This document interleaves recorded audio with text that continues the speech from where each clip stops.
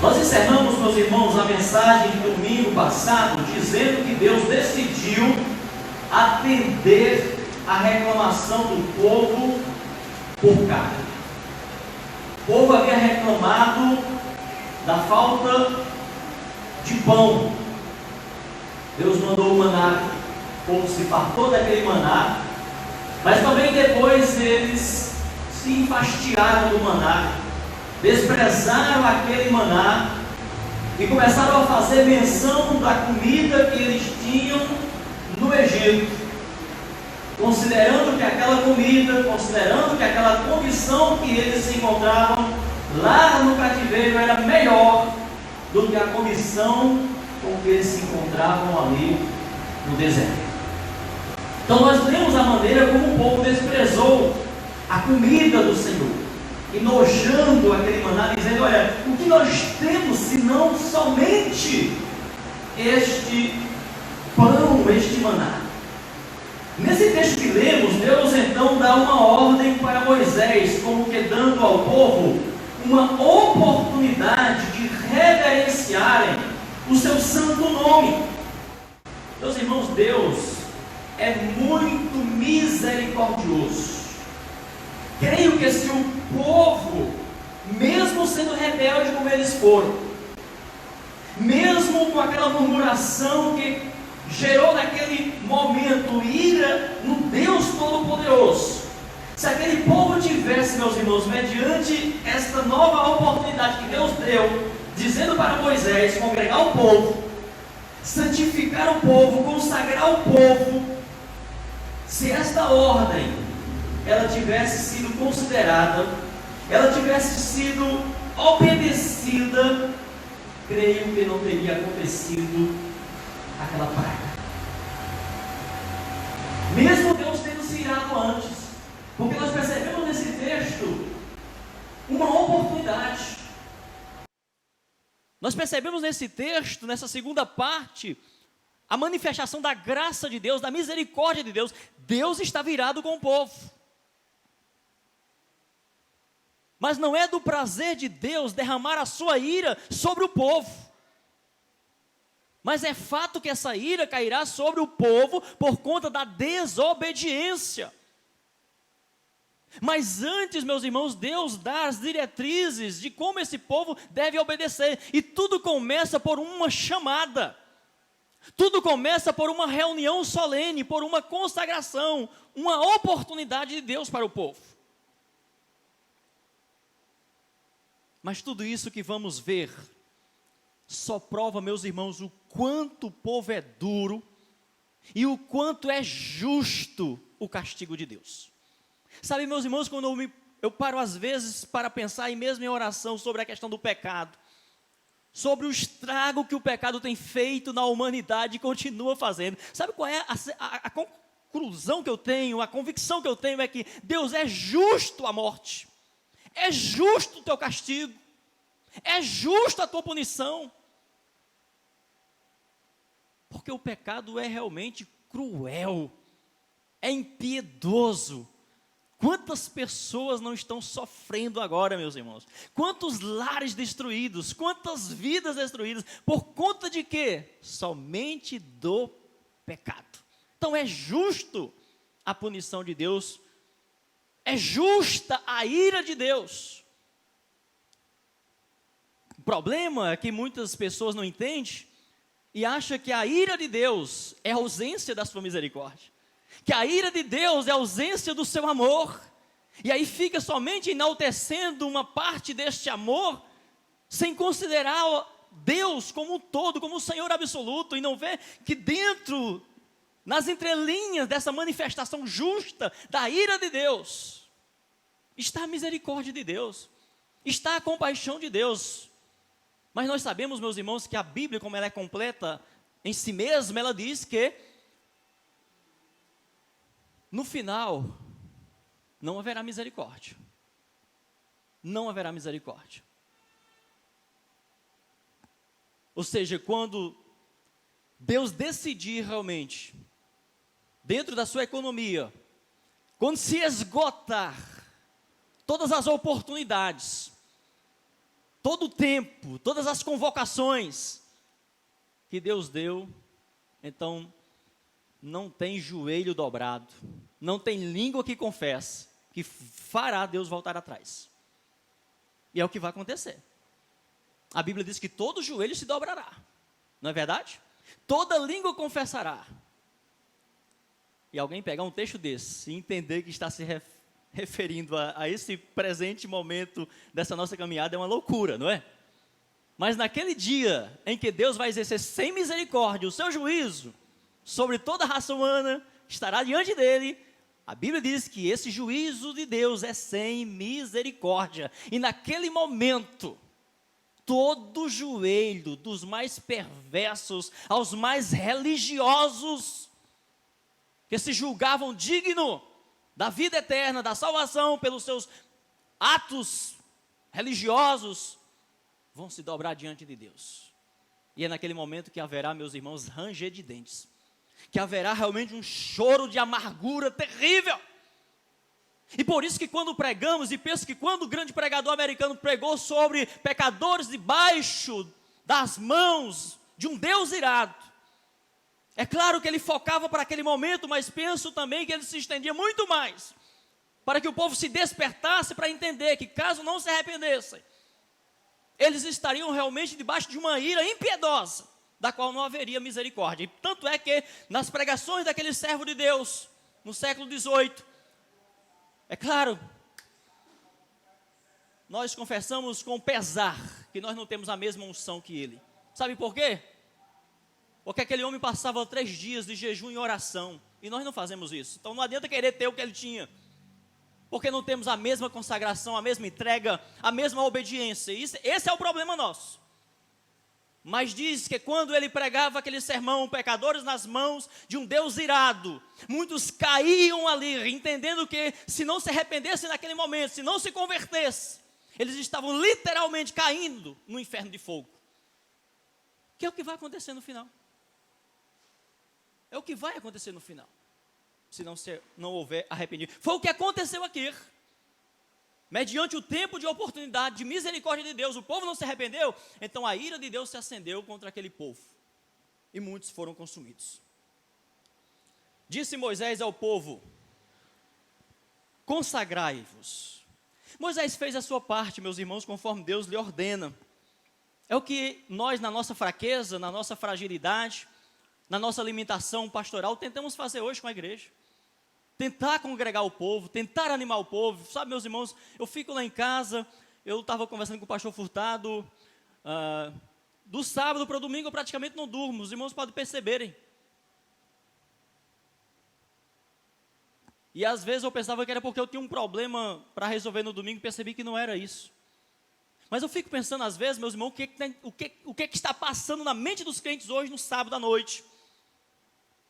Se eles se lembram que no dia seguinte é o domingo, é o dia do Senhor, o mínimo que temos para estar na casa de Deus, para nos congregar, porque esse é um ato de consagração também, o ato de vir à casa de Deus, o ato de deixar para trás os nossos afazeres, as nossas prioridades e colocar como prioridade o reino de Deus, é um ato de nós nos congregarmos e nos consagrarmos a Deus. E parece que esse pensamento, e parece que isso não faz mais parte das orações noturnas do sábado à noite na vida da maioria dos crentes.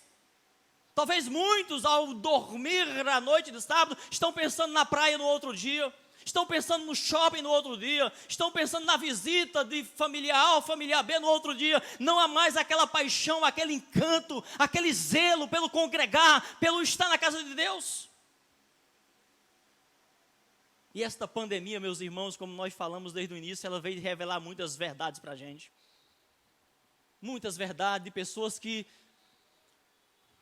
diziam ser capazes de dar a vida. Senhor, por ti eu dou até a minha vida. Dá mesmo. Pedro disse isso, não foi? Senhor, todos podem te negar, Senhor, agora eu não. Por ti eu dou a minha vida. Será? Nós não estamos dispostos nem a pegar uma enfermidade? Se fosse o caso de ter que enfrentar mesmo e tivéssemos que correr verdadeiramente o risco, como que nós enfrentaríamos uma espada? Porque é fato, irmãos, essa pandemia não vai passar. tão cedo, pelo menos.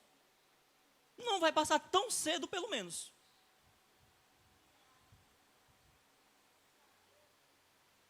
Mas fato é que é vida que segue.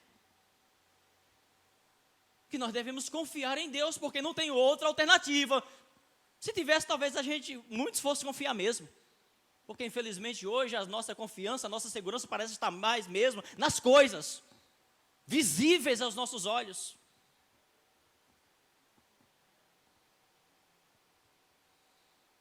Lembro de uma historiazinha de um jovem. E ele diz o seguinte: olha, eu não consigo servir bem a Deus, porque as tentações são grandes, os desejos da carne. Mas quando eu casar, eu vou servir melhor o meu Deus, porque eu vou ter minha esposa. Então, parte desses desejos, parte dessas tentações vão ser eliminadas. Ele se casou. Os primeiros meses foram maravilhosos. Depois começou a vir outras tentações. E ele começou a colocar também outros embargos. Se isso acontecer, quando nascer um filho, sim, aí vai ter mais amor, aí eu vou me dedicar mais a Deus, na causa de Deus. Nasceu o filho, e ele foi colocando questões e mais questões, coisas e mais coisas. Quando eu alcançar isso, quando eu alcançar aquilo. Finalmente, a vida dele todinha ele passou colocando essas desculpas, de que serviria melhor a Deus quando isso passasse, quando acontecesse isso, e tal, e tal. E o tempo foi provando para ele de que não é o tempo, não é as coisas, não é o que está lá fora, não é o que está aqui dentro, que realmente é a principal barreira entre o meu servir com fidelidade, com zelo a Deus, mas o pecado que muitas vezes é tolerado por nós mesmos em nós, que é alisado, que é amornado por nós.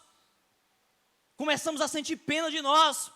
Começamos a ter pena de alguma dificuldade que possa enfraquecer o nosso físico, como uma enfermidade ou alguma coisa parecida, e começamos exageradamente a cuidar, a idolatrar a nossa própria saúde, o nosso próprio corpo.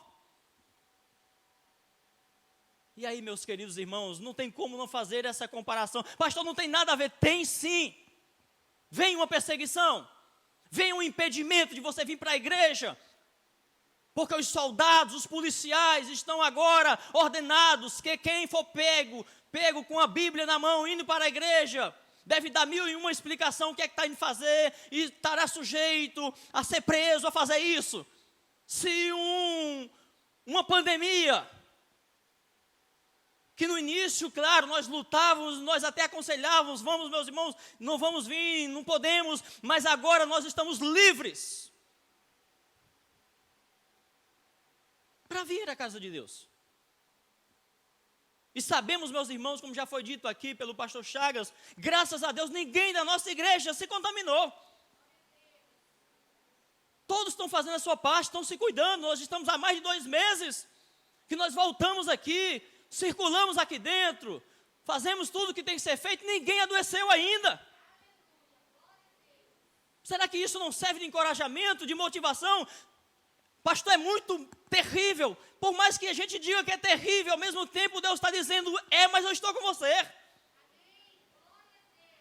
Nós não podemos agora, meus irmãos, colocar realmente além daquilo que é, exagerar, com isso causar um medo, um impedimento da gente se congregar. Se a colocação que a gente faz é para que a gente continue mantendo a prudência, isso é saudável e isso me preocupa. Isso me preocupa. Por exemplo, eu digo para os irmãos que eu tenho uma maior vontade de, ao término do culto, como é de costume, chegar lá na porta, como a gente sempre fazia, estar pegando nas mãos dos irmãos ali. Mas para poder evitar, para que a gente não relaxe, porque segundo os especialistas, os maiores acidentes, ou os acidentes normalmente acontecem não no início da viagem, nem necessariamente no meio, mas no final. No início, porque a pessoa está ali, robusta, ela está preocupada, ela sabe que quer chegar lá no final. No meio, ela ainda mantém ali aquela prudência, está no meio, mas no final ela relaxa. Ela já está talvez muito exausta, né, cansada daquela viagem, e aí quando está chegando próximo do destino final, ela relaxa. Estou chegando, não vai acontecer nada. E é ali onde os piores acidentes fatais acontecem. E é isso que me preocupa com relação a uma pandemia. Então, quando eu falo isso, eu não estou falando para relaxar de maneira nenhuma.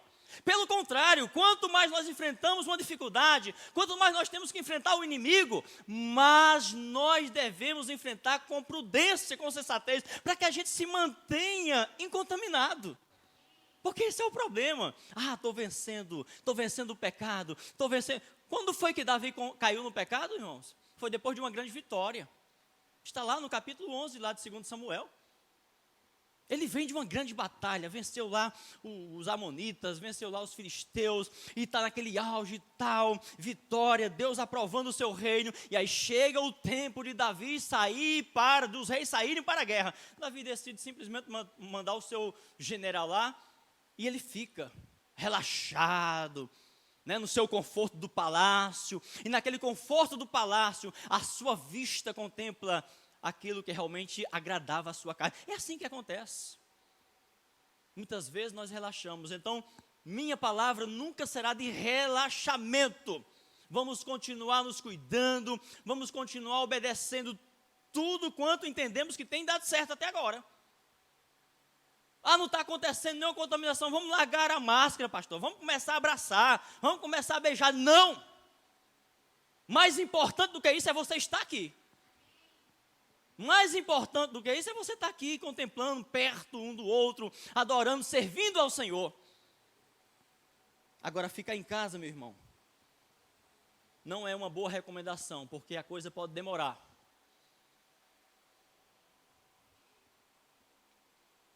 Então, queridos, se congregaram e se consagraram ao Senhor.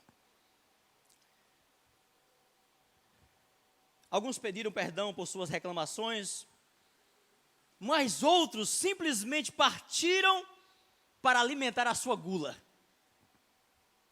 Sabe, interessante, né? Isso acontecia lá na igreja de Coríntios, né? A ceia do Senhor era um momento de consagração. Era um momento solene. Mas alguns queriam mesmo era encher a cara de vinho. Alguns queriam mesmo comer. E aí diz a Bíblia que por conta daquela falta de reverência, daquela falta de zelo, né, que era uma oportunidade para aquela igreja ali, né, não era que os elementos em si, nós já falamos isso, os elementos em si, o pão, o vinho, não oferecem realmente nenhum poder místico de transformação, mas é o espírito da coisa, é a reverência. Então lá na igreja do primeiro século, eles simplesmente chegavam e comiam, não esperavam pelos outros. E aí eu penso, meus irmãos, que essa consagração aqui, essa convocação que Deus fez, dizendo para Moisés, para que todos se dirigissem por família. Veja aí o versículo 10 do capítulo 11. Olha a palavra. Disse Moisés ao Senhor. Versículo 10. Moisés ouviu o povo chorar por famílias, cada qual à entrada da sua tenda. A ira do Senhor se acendeu grandemente e Moisés se perturbou. Havia um choro generalizado por família. Queridos, Moisés conhecia ao Senhor, não somente o seu amor, mas também a sua ira.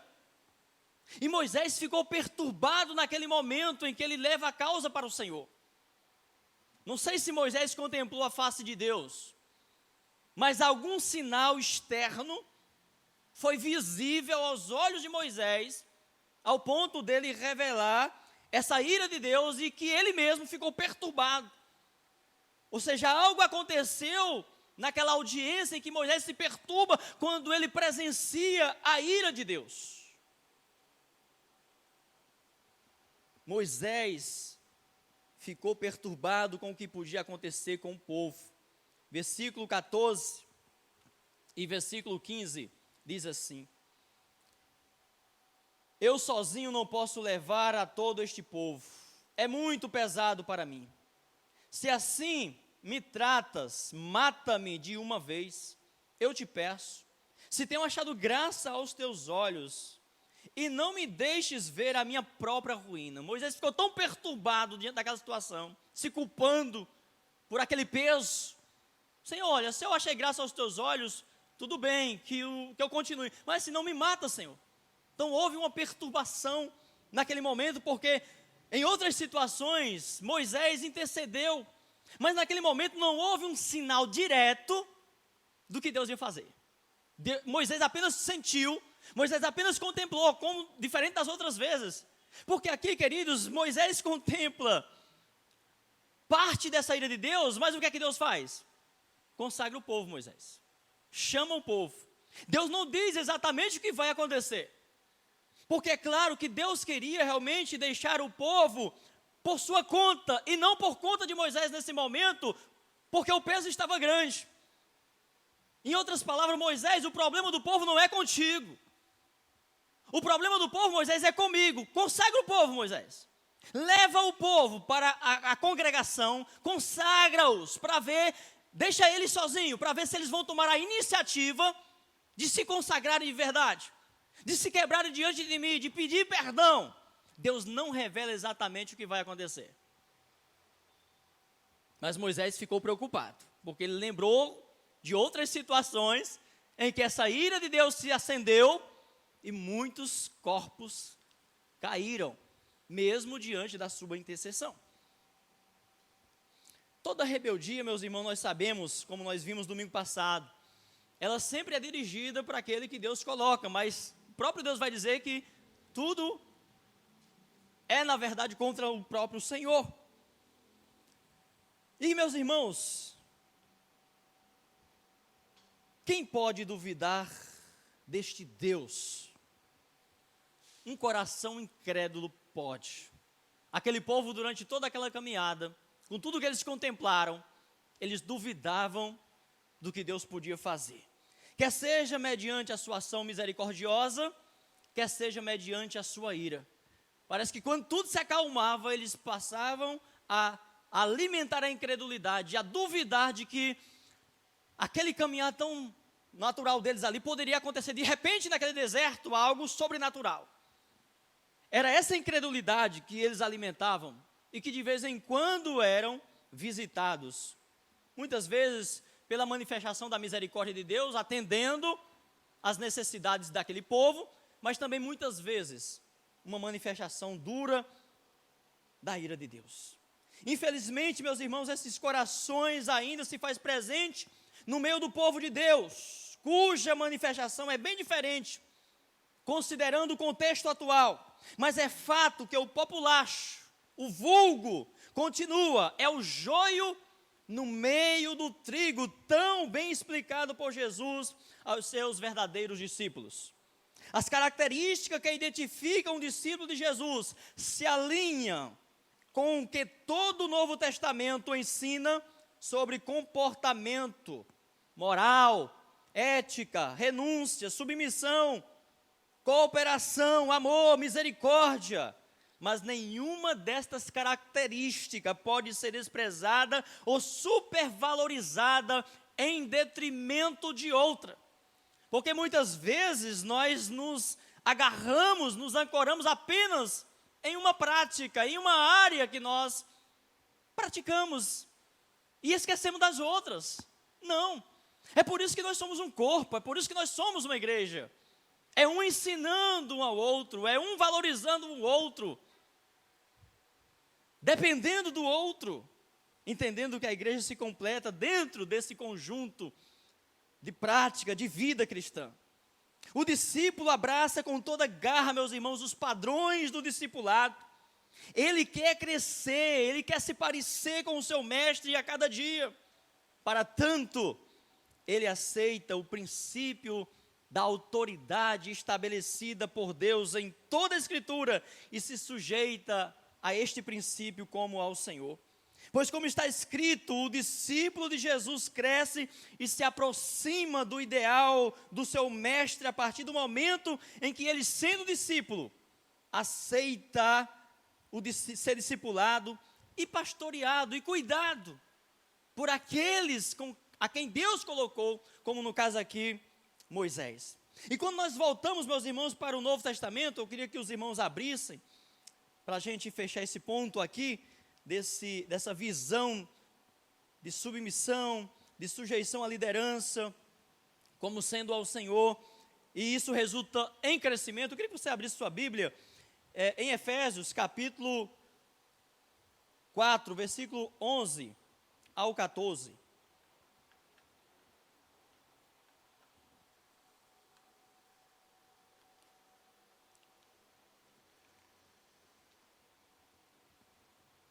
Efésios 4, 11 ao 14 diz: E ele mesmo deu uns para apóstolos, e outros para profetas, e outros para evangelistas, e outros para pastores e doutores, querendo o aperfeiçoamento dos santos, para a obra do ministério, para a edificação do corpo de Cristo, até que todos cheguemos à unidade da fé e ao conhecimento do Filho de Deus, a homem perfeito, à medida da estatura completa de Cristo, para que não sejamos mais meninos inconstantes, levados em toda roda, por todo o vento de doutrina, pelo engano dos homens que com astúcia enganam fraudulosamente.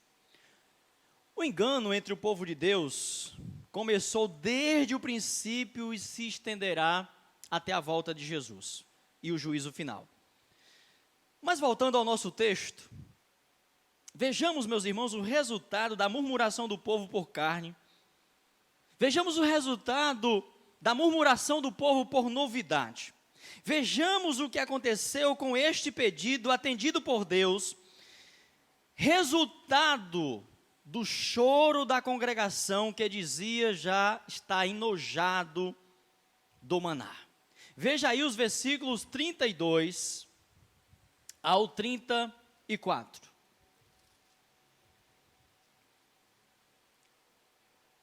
Então o povo se levantou todo aquele dia, toda aquela noite e todo o dia seguinte para colher codornizes. O que menos tinha colheira 10 hómeras. Então as estenderam para Sir ao redor do arraial. Quando a carne estava entre os seus dentes, antes que fosse mastigada, acendeu-se a ira do Senhor contra o povo e o feriu com uma praga muito grande. Pelo que se chamou aquele lugar Quibrote Tavar, porque ali foi sepultado o povo que desejou outro alimento. Quibrote Tavar, sabe o que significa? Túmulos da luxúria. Tem tudo a ver, né? Quibrote Tavar, túmulos da luxúria, porque ali foi sepultado o povo que desejou outro alimento. Esse outro alimento, irmãos, é uma identificação direta com a palavra, com Cristo, com o espiritual. O que estava no coração daquele povo, mesmo depois da convocação para se consagrar, era a luxúria, era a prostituição, era o desejo mesmo de servir aos deuses, porque nós sabemos que o culto aos deuses promovia toda essa luxúria. E por isso que diante daquela rebeldia vem esta palavra Quibrote Tavar, sepultura da luxúria. E aí não tem como realmente não destacar essa parte final. E é interessante que não é dito o número de mortos nesta praga, como nas outras, mas se sabe que foi muito devastadora, pois não houve aqui, como de costume, a intercessão de Moisés e Arão. Parece ter sido tão repentina que não houve tempo para interceder. Como nós falamos, Deus mandou Moisés levar o povo a consagrá-los. E penso que ali nas entrelinhas Moisés, puxa, se Deus está mandando o povo se consagrar, se Deus está convocando o povo, então é porque vai dar tudo certo. O povo vai comer a carne, vai se fartar. Tanto é que Moisés disse que eles não comeriam somente um dia nem 2 dias, mas seria muito tempo. De fato, alguns comeram por muito tempo. E creio que os que permaneceram comendo ainda foram aqueles que tiveram o coração quebrantado mediante aquela convocação e se consagraram ao Senhor. De modo que foram mortos e enterrados ali todos aqueles que murmuraram e desejaram comer carne, desprezando o pão do céu, desprezando Jesus. Foram ali sepultados seus desejos. De fato, todo desejo e desfrute da vida do homem natural ficam sepultados para sempre nos negrumes das trevas. Todo desejo do homem mundano, do homem carnal, vai ficar sepultado aqui para sempre. Penso que a ausência deste número de mortos simboliza o número incontável daqueles que morrerão eternamente por rejeitar o pão da vida, Jesus. E isto é muito sério quando nós lemos o que está lá em Hebreus. Abra sua Bíblia. Hebreus capítulo 10, versículo 26 ao 31.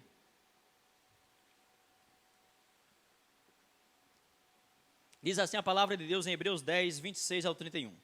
Se voluntariamente continuardes no pecado, depois de termos recebido o pleno conhecimento da verdade, já não resta mais sacrifício pelos pecados, mas certa expectação horrível de juízo e ardor de fogo que há de devorar os adversários.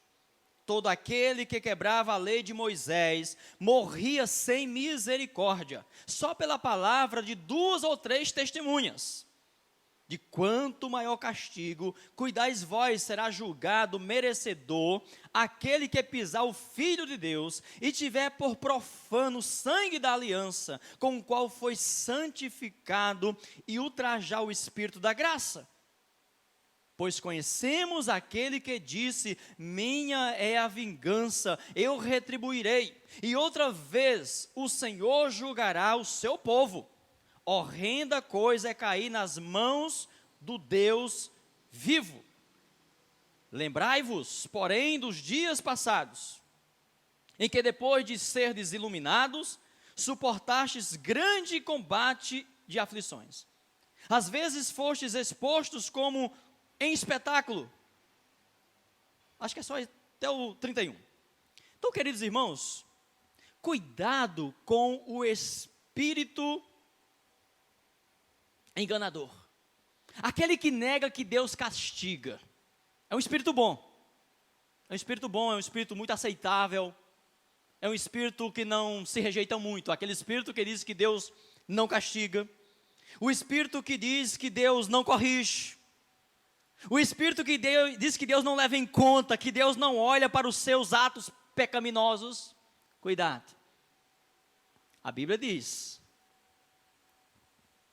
lá em Atos 17, realmente, Deus não leva em conta o tempo da nossa ignorância, mas faz o quê? Ordena que todo homem, em todos os lugares, se arrependam, porque haverá um dia que ele há de julgar o homem, a terra, por meio daquele que ele deu o sinal, ressuscitando dentre os mortos.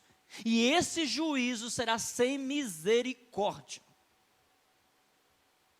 Cuidado com o enaltecimento do pecado em detrimento ao castigo de Deus. Sei que muitos concordam com esta frase desta canção maravilhosa. O pecado não consegue apagar a marca de Jesus que existe em você. Há uma mensagem subliminar na frase desta canção. O pecado, a Bíblia diz claramente, nos destituiu. Todos estão destituídos da glória de Deus. Por conta de quê? Do pecado. O pecado apaga. O pecado oculta a presença de Deus de nós. E o que está nas entrelinhas dessa canção é que você pode continuar pecando. É que você pode continuar desobedecendo. Por isso, ela não incomoda a Rádio 93. Por isso, ela não incomoda as paradas musicais. Porque ela não tem teor teológico. Ela simplesmente incentiva as pessoas a serem do jeito que elas são. Não importa, pode continuar pecando, porque Deus continua te amando, Deus continua cuidando de você, a marca de Deus continua em você. Isso contraria o que a Bíblia diz. Que todo homem está separado, destituído da glória de Deus. E se não for pela graça de Jesus, o que lhe aguarda é o inferno. E como que pode o pecado não interferir? Não mudar nada.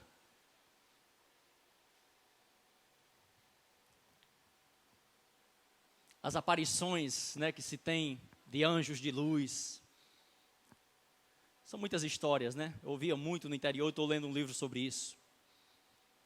Ele nunca aparece realmente como um anjo de trevas.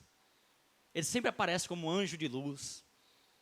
Ele nunca leva em conta os seus pecados, seus crimes, suas maldades.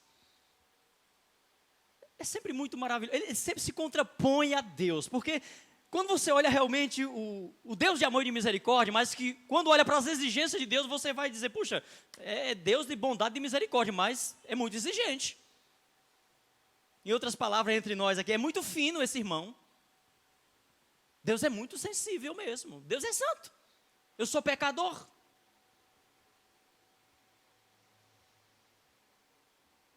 Satanás, meus irmãos, é muito sutil. Não ignore os seus ardis. Tudo é muito lindo quando se fala do amor incondicional de Deus, mas este amor incondicional impõe condições, e uma delas é o arrependimento. Nós não temos dúvida de que nós fizemos alguma coisa boa para Deus nos amar. Então, quando nós falamos que o amor de Deus é incondicional, nós estamos nos referindo a isso. Que Deus não escolheu amar a mim porque eu fiz alguma coisa boa, pelo contrário, de fato, o amor de Deus é incondicional porque eu sou um miserável pecador e Deus mesmo assim decidiu me amar. Mas esse amor incondicional, ele exige condição de mim, e uma das condições é que eu me arrependa dos meus pecados, ainda que nós, que entendemos a palavra de Deus como um todo, sabemos que esse arrependimento, essa conversão também é ação da graça de Deus. Mas ela não acontece, ou ninguém se apresenta como banhados por esta graça, vivendo no pecado, vivendo na luxúria, de maneira nenhuma. Não existe essa redenção, essa salvação, sem que o salvo, aquele que foi banhado por essa graça, se apresente glorificando e enaltecendo esse Deus santo e justo e santo, e olhando para si e condenando assim em si mesmo seus pecados. Porque nem nós, irmãos, como humanos, aceitamos assim. Se um filho nosso comete alguma coisa errada, faz uma coisa errada, a gente castiga e a gente diz, olha filho, vai voltar tudo à paz, mas se você se arrepender, se você deixar de praticar isso, nós agimos assim. Aliás, a lei, de um modo geral, age dessa maneira, meus irmãos. Ninguém é absolvido pela lei sem que antes ele pague pelo seu erro. Alguém só é absolvido depois de julgado, depois de que aquela pessoa realmente pague. E como que as pessoas agora, em relação a Deus, acham que, não, olha, está tudo normal, pode viver numa boa, Deus é amor, Deus não considera, Deus não leva em conta o seu pecado, Deus sabe que você é pecador mesmo, Deus não está nem aí para essas questões. Não brinque com isso. Deus está sim, bem atento a cada ato pecaminoso, e jamais você e eu poderemos esconder um pecado por trás de oração. Jamais poderemos esconder um pecado por trás da nossa religiosidade. Podemos esconder um do outro, mas de Deus não tem como você se apresentar diante de Deus sem que você confesse verdadeiramente o seu pecado, sem que você rasgue o seu coração e reconheça e procure diante da graça de Deus, graça para que você seja transformado, para que você seja mudado. E penso, irmãos, que muitos têm desanimado exatamente porque não têm feito isso. Não tem se rasgado, não tem se aberto diante de Deus, não tem se derramado e prefere seguir as tendências. Ou seja, caminhar com Deus é um caminhar de responsabilidade, é um caminhar de reflexão. Então aquele povo tem a oportunidade de pedir perdão a Deus. Pecamos, Senhor, murmuramos. Se o Senhor quiser nos dar carne, amém. Se o Senhor não quiser nos dar carne, tudo bem, Senhor Deus, perdoa, tenha misericórdia. Deus daria carne, mas o povo insiste em querer aquilo cujo propósito, cujo sentimento era o desprezo ao pão que Deus já havia dado, era o desprezo a Deus.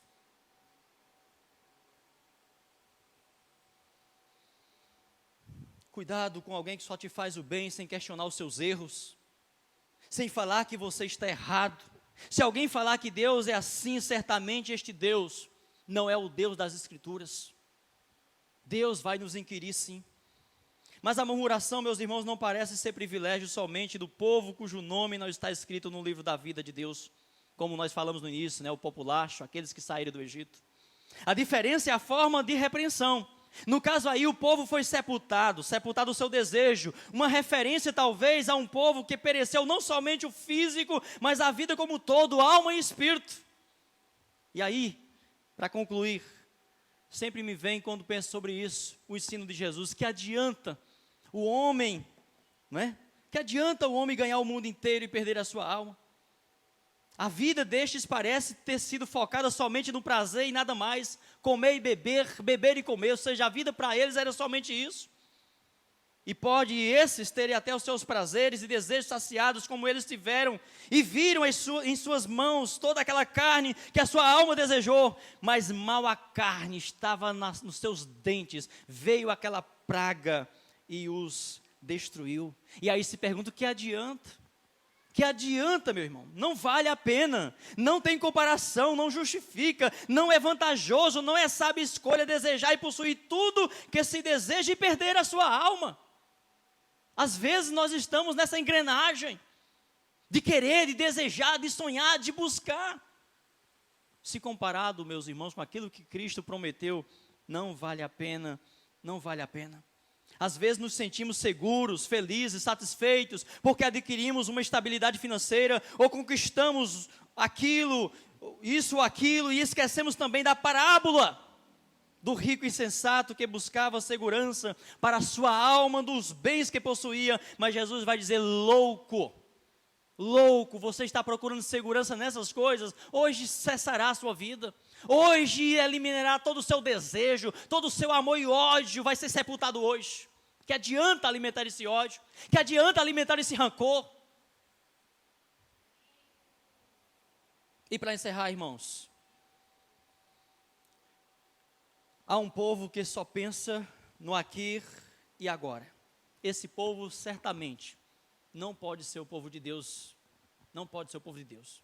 Fique de pé para a gente ler 2 textos, na verdade 3 textos das Escrituras, para a gente estar encerrando. Filipenses capítulo 3, versículo 18 ao 21, diz assim a palavra de Deus. Pois muitos há, dos quais muitas vezes vos disse, agora novamente digo, chorando, que são inimigos da cruz de Cristo. O seu fim é a perdição, o seu Deus é o ventre, e a sua glória é a vergonha.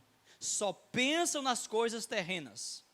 Mas a nossa pátria está nos céus, de onde esperamos o Salvador, o Senhor Jesus Cristo, que transformará o nosso corpo de humilhação para ser conforme o seu corpo glorioso, segundo o seu eficaz poder de sujeitar também a si todas as coisas.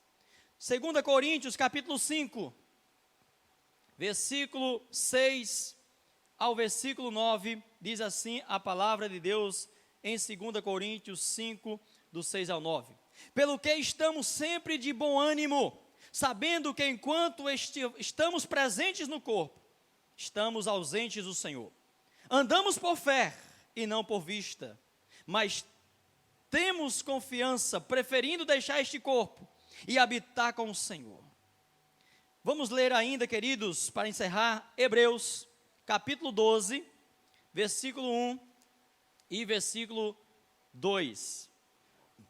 Nos diz assim a palavra do Senhor. Portanto, visto que nós também estamos rodeados de tão grande nuvem de testemunhas, deixemos todo o embaraço e o pecado que tão de perto nos rodeia, e corramos com perseverança a carreira que nos está proposta, olhando firmemente para Jesus, autor e consumador da nossa fé, o qual pelo gozo que lhe estava proposto, suportou a cruz, desprezando a ignomínia, e está sentado à destra do trono de Deus.